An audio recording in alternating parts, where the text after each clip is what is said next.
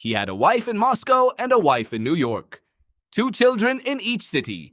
2 names, 2 passports. 2 entirely different men living inside one body for 30 years. His real name was Rudolf Abel, but the man standing on the corner of Fulton Street in Brooklyn in 1948 went by Emil Goldfus, a quiet painter who kept odd hours and never quite fit in. His neighbors liked him. His landlord thought him eccentric. The FBI had no idea he existed. Abel was a colonel in Soviet intelligence, the KGB's most prized deep-cover asset in the United States during the height of the Cold War. He had been inserted into America not to steal secrets himself, but to run a network of agents who did.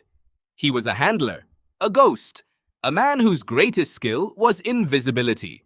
He spoke flawless English, he painted landscapes, he played the guitar and the violin.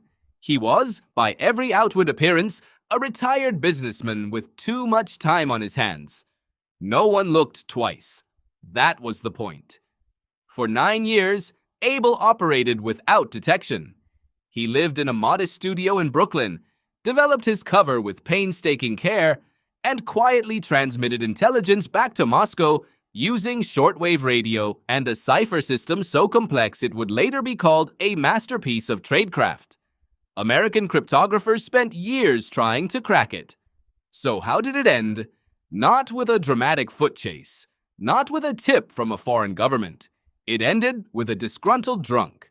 Reino Hayanen was a Soviet intelligence officer assigned to work under Abel in New York. He was also unreliable, alcoholic, and growing increasingly terrified of being recalled to Moscow.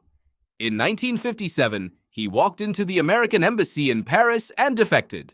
He told them everything he knew. He gave them Abel's name, his cover, his Brooklyn address. The FBI arrested Rudolf Abel at the Hotel Latham in Manhattan on June 21, 1957. He was 64 years old. He gave them nothing, not a single name, not a single location, not one detail that could have burned another agent. He sat through interrogations with a calm that unnerved his captors. They later said it was like interviewing a wall.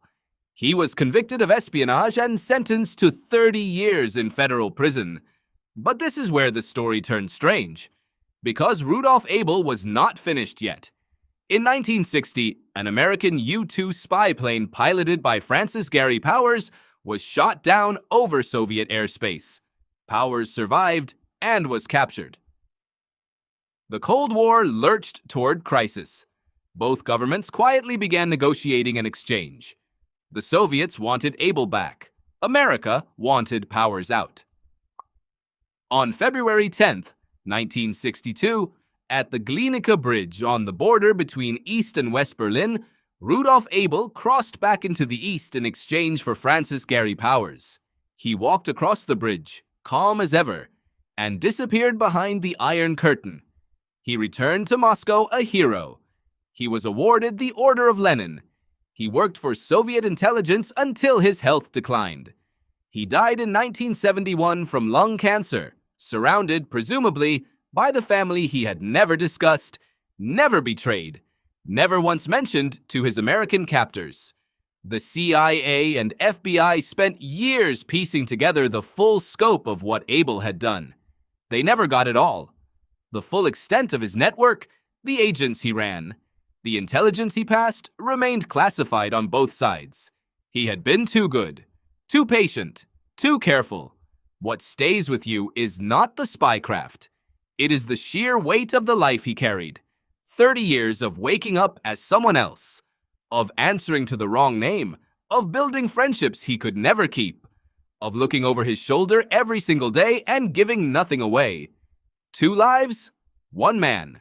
And the one question no one ever fully answered, which one was real?